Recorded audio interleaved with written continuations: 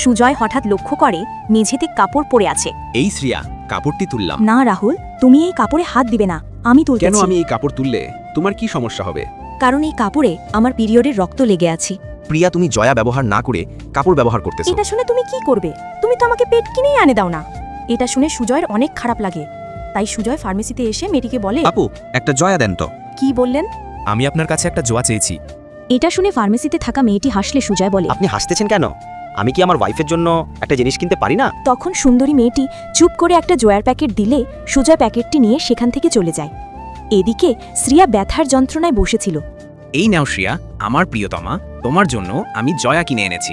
এরপর শ্রিয়া সুজয়ের সাথে যা করলো তা দেখলে তোমরা সকলে অবাক হয়ে যাবে। আল্লাহর এই সুন্দর নামটি দেখে যে ভিডিওতে লাইক করে চ্যানেলটি সাবস্ক্রাইব করে দিবে। হে আল্লাহ, তুমি তাদেরকে হজ করা তৌফিক দান করো। দেখো শ্রিয়া, আমি তো একটা ছেলে মানুষ, এজন্যই আমি তোমার কষ্টটা প্রথমে বুঝতে পারি নাই।